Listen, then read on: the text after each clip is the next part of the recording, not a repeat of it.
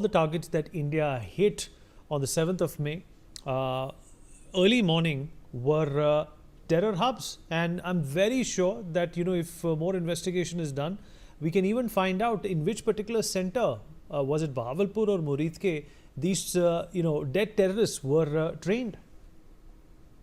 100% Vineet. I mean, there is no doubt in our minds that the targets on 7th of May, which we hit, the seven terrorist launch pads, precise, were definitely no doubt. We didn't touch any military installation.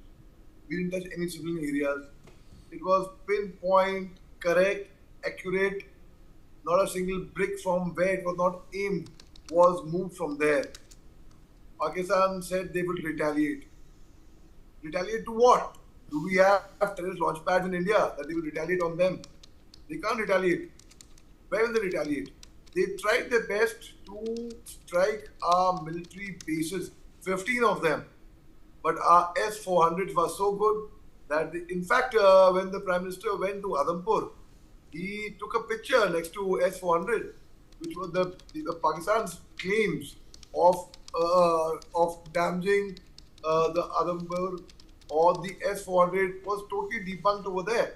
They have been peddling fake news, Vineet. They say that they can say whatever they want. For them, the terrorists were not terrorists. They were civilians and they were freedom fighters. They look up to them. One thing has been very clear to me, Vineet, last week, that till now, we have discussed this, I used to think that the Pakistani government, Shahbaz Sharif, and on top of that is the Pakistani military, the Chief of the Army Staff of Pakistan, General Asim Munir.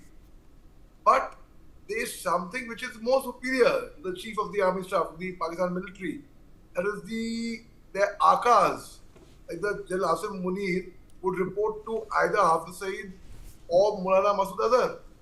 They are to them. Have you ever seen at a terrorist funeral, and it's called Namaz Janaza, Fatiha, but that's the final rites, last rites of the terrorist. That's quite a revelation, Ali, that you're making, that Asim Munir reports to these terrorists. Is that what you're saying? Yes, Vineet. That's exactly what I'm saying. In fact, because I saw at the last rites on the video, it was very evident that the Pakistani military had given support. There had been arrangements. They were in their uniform. Where else can you see at a terrorist funeral military men coming in uniform and paying the respect and last rites to terrorists? For them, they are freedom fighters. Let me tell you one thing, Meet. The difference between freedom fighters and terrorists. They attacked our tourists. They said first, we only retaliated by striking the terrorists. They attacked our tourists, we attacked the terrorists. Now, a freedom fighter will never attack women, children, elderly, civilians, unarmed people. No. I have served in the northeast part of India as well. You know very well about my experience in Nagaland and Manipur. At that time, the time when I was there at least, the insurgents never attacked our families. In J&K, I've fought counter-insurgency operations over there.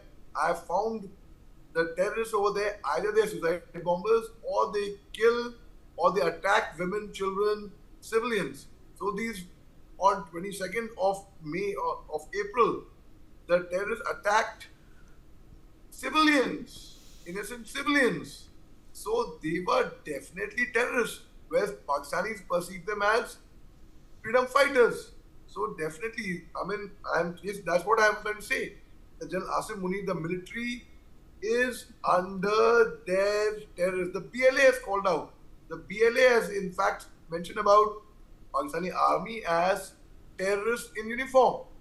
There's no difference. In fact, in 1999, the infiltrators into India were all regular Pakistani army serving soldiers who had only come in civil dress. When they were killed, the I-cards were found and they were detected as serving army personnel of Pakistan. We, as a professional army, informed Pakistan to have their soldiers, their dead soldiers, collected for their last rites. Pakistani government said, no, they're not our soldiers, we don't know them, we don't know who they are. do what you want with them. They refuse to take them back. We, being a professional army, those are our ethics, we give them a formal official burial, an honorable burial, which any soldier would do to any other soldier. But though they don't deserve those things, how could they have come in civil dress? You know, Reed, I am never in favor of war. I believe it only takes the economy backwards of both the nations. People get killed of both the nations. There's loss, damage of both the nations. But here, Pakistan definitely has been asking for it for a very, very long time. And when the ceasefire was announced, can you be how shameless can a nation get? Shahbaz Sharif goes around announcing as Pakistan's victory. Ali, stay with us. In fact, after these three Pakistani-sponsored LET terrorists have been killed in an encounter with Indian Army and the Jammu and Kashmir police in Keller, several wars and weapons have been recovered. A rifle, a hand grenade, a walkie-talkie and other war-like material has been recovered. And Pahalgam-like devices have also been found. Ajay, it seems that these terrorists were looking to once again repeat Pahalgam, and true to the brilliance of our forces and our agencies, they have been caught and neutralized, and their Akas have been sent a message. Yes, you rightly said, Vinit. Basically, what has happened that in South Kashmir, once again becoming a place where terrorists, most of the terrorists, those who are active, they are basically trying to hide themselves in that area, because in the past as well, South Kashmir was a terror hub. So forces, came to know about the presence of these terrorists. They launched a massive searches and operation in that area. And during the search operation, they have neutralized 3 terrorists. And the way basically this explosive and communication devices and other things were recovered, it seems that they were having some plans over there. So maybe they are thinking of repeating Pahalgam like of incident, but on-time action of the forces have thwarted this plan of Pakistani plan and also neutralized 3 terrorists. So forces, they are now investigating that who are the people, those who are supporting these terrorists to South Kashmir area, because they need to be investigated properly, so that more information regarding the Pahalgam incident can be searched and invested during the investigation, because that is the major plan of the forces, to at least get more and more information about terrorists, those who are involved in the Pahalgam incident. All right, Muhammad Ali Shah, defense expert, with us on the program still. Ali, they were looking to in fact inflict harm, and they were planning in a nefarious way. The armed forces have neutralized them, and God forbid, for Pakistan's sake, Ali, that nothing untoward happened by these terrorists. Otherwise, it was attack time Pakistan again.